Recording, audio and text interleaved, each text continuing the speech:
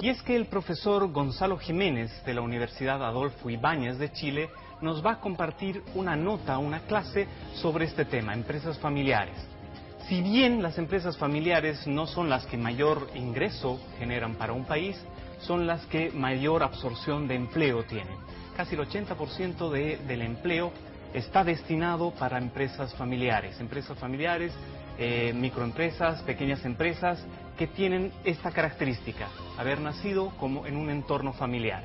Y de eso nos va a hablar el profesor y vamos a introducir en este tema y vamos a seguir hablando en posteriores programas porque este es un tema muy interesante, muy importante para países como los nuestros que tienen esa base de empresas familiares en la base de los segmentos empresariales.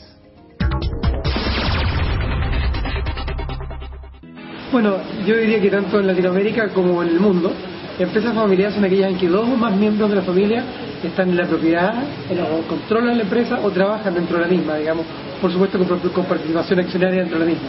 Esa es como la definición más generalmente aceptada. En general se considera que son de influencia y por lo tanto caen bajo la categoría familiar en el momento que tengan un 25% de la propiedad al menos en una familia. Perfecto. Y ahí obviamente hasta el 100, naturalmente. Las empresas familiares tienen una importancia genial y han sido muy poco consideradas históricamente. Porque por un lado son el 90-95% de las empresas prácticamente en cada país. Por dar un dato, tanto en la Bolsa de Comercio de Chile como en la Bolsa francesa, por decirte algo, 65% de las empresas que están listadas ahí son de propiedad familiar. Son muchas, son muy importantes y son las grandes empleadoras, porque en general son menos intensivas en capital, que por lo tanto son grandes tomadoras de empleo, son las grandes inversionistas, son grandes filántropas también. Entonces, la filantropía, el empleo, la inversión, de hecho en general, a mí me gusta decir que los países que cuidan a sus empresas familiares cuidan su economía, porque son de entorno baluarte, porque están para quedarse, no se van a ir con cambio, con crisis o con cambio, van a permanecer. Entonces, en ese sentido, las empresas familiares y en particular las familias empresarias son las que son las más interesantes, porque ellas son realmente el turbo, si lo quieres, o el motor del emprendimiento a nivel de los países. ¿Qué estrategias deben desarrollar los administradores de gobiernos para defender las empresas familiares? Hay muchas medidas de política pública que pueden hacerse y que se están haciendo en distintas partes del mundo con la idea de fortalecer la empresa familiar. Por ejemplo, están los temas de los impuestos a la herencia, que justamente en países como España han dado grandes pasos de avance en términos de plantear que las empresas familiares que siguen dentro de la familia no pagan el impuesto de sucesión, lo cual ha representado un enorme impulso.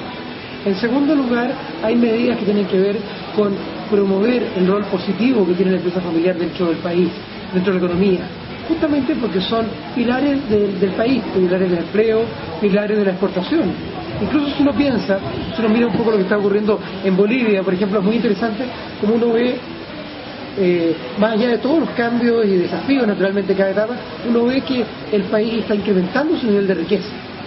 Y eso que lo exige, que de alguna forma se hace menos rentable producir con los precios más bajos, con los costos más bajos, y por lo tanto hay que impulsar mayor valor agregado. Y eso requiere meterle mucho más estrategia, mucho más pensamiento estratégico lo que la empresa hace. Y las empresas familiares son las que primero lo hacen, porque ellos a menudo es su marca la que tienen puesta. ¿Te fijas? Es su apellido, digamos. Su marca y su apellido son los mismos a menudo. Por lo tanto, en general, sus productos son de más alta calidad, tienen niveles de rentabilidad más alta, de crecimiento más alto. Pero tienen, por otro lado, una fragilidad muy grande, que si no se trabaja bien el tema de la sucesión, tienden a desaparecer. Y así como de la primera a la segunda generación desaparece en torno a un 70% de las empresas. ¿Cuál deben ser las estrategias que deben aplicar los miembros de las empresas familiares para defenderse ante esos riesgos? Perfecto. Lo primero de todo y lo más importante es prevenir. El momento de arreglar el tejado es cuando hay sol, ¿no es cierto? No cuando está lloviendo. Porque efectivamente, en la época en que hay un patriarca o matriarca fuerte, en que hay armonía, en que los negocios están bien, es el momento de que la empresa familiar, de que la familia empresaria empieza a profesionalizarse. No solamente profesionalizar la empresa familiar, sino que la propia familia debe profesionalizarse. ¿Cómo? Estableciendo sus reglas, regulando sus sistemas de toma de decisiones, entregando, por ejemplo, mayor información a los miembros de la familia, formándolos, preocupando de tener buenas prácticas.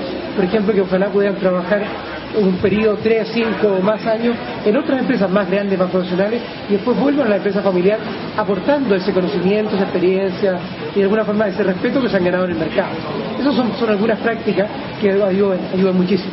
La otra, y este es un mensaje particular para los patriarcas, así que lo voy a mirar fijo, ¿no es cierto?